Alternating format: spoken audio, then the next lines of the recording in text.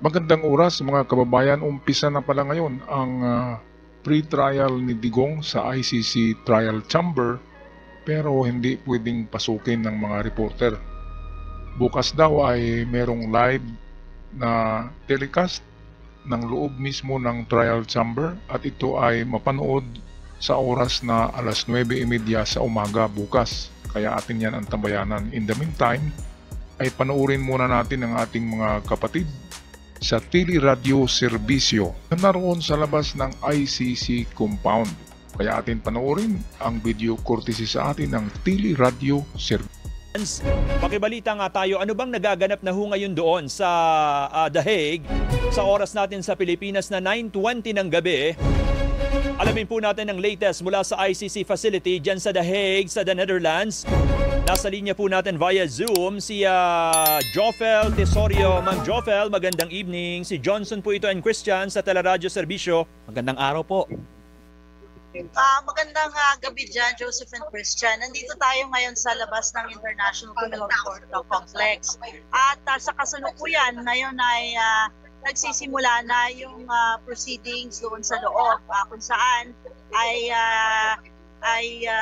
haharap sa unang pagkakataon si Pangulong Rodrigo Duterte doon sa pre-trial chamber 1 kung saan may 3 judges doon at i-identify naman siya kung siya talaga yun, babasahan ng mga charges tungkol sa kanya.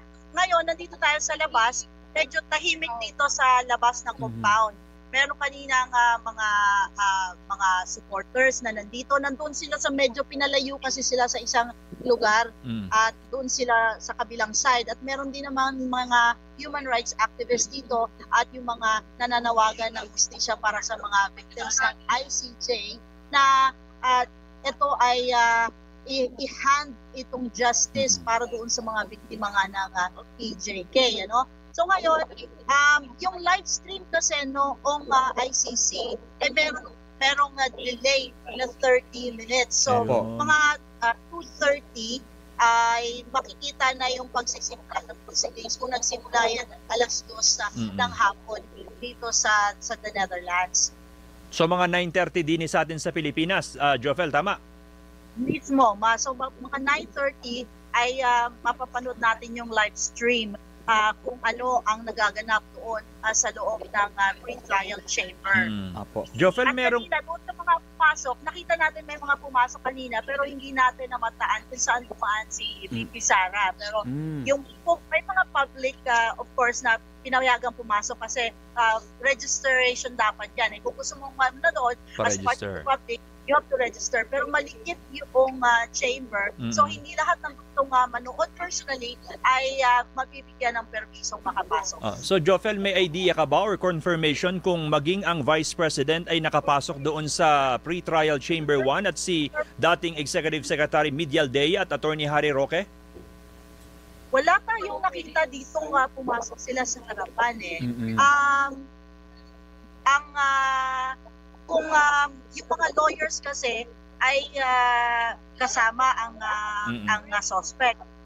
Hindi natin alam, they could have entered another entrance for that purposes na kasama sila bilang pamilya at bilang counsel ay kasama nung suspect na pumasok sa building. But definitely, hindi natin sila namataan sa harap. Apo. Pero kanina po, tama po, no, ay nakita nyo o nakausap nyo po ba si Vice President Sara pati sina Attorney Roque? Ano pong mga nabanggit po nila sa inyo? Ayun nga, no, nag-post sila sa ICC kanina. Marami silang mga final na papers Kasi sinabi ni Attorney Roque kanina na hindi pa siya officially registered as counsel for ex-President Duterte. Although he is an accredited lawyer. Isa po siya doon sa mga 5 Filipino lawyers na ICC accredited.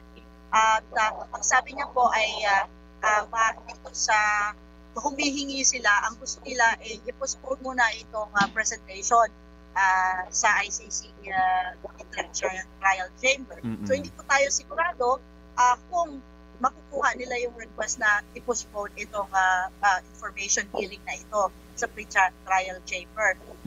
At sinabi niya rin po na may mga lawyers din silang kukunin may binanggit siyang isang British lawyer. Mm-mm. At binanggit niya po, officially, ang lawyer counsel ay si dating executive secretary ng Dia. But si Dia, hindi po siya ICC Accredited.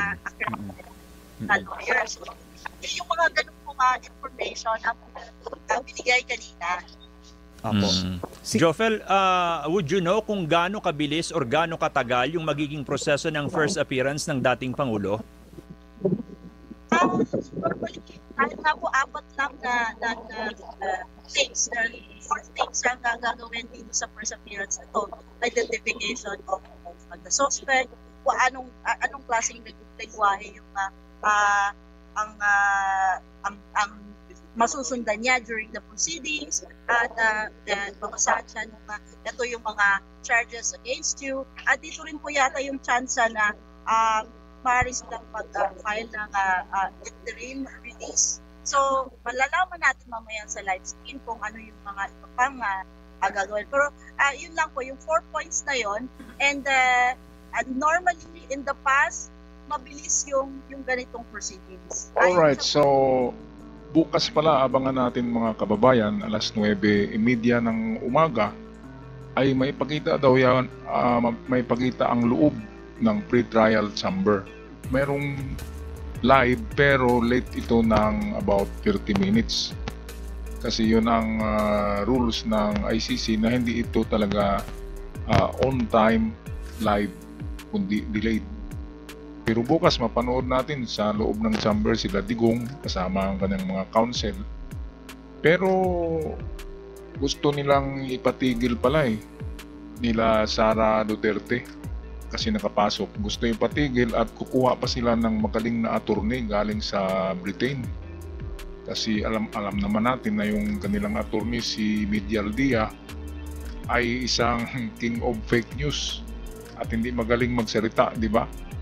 At hindi rin charming, pangit tingnan, parang bakulaw lang, di ba? Kaya kukuha pa daw sila Sara ng magaling na British attorney.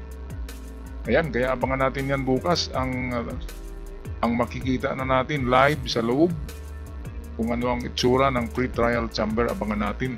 Hanggang sa muli, mga kababayan, huwag kalimutan i-subscribe ang munting channel na ito para naman lalago. Maraming salamat. God bless us all.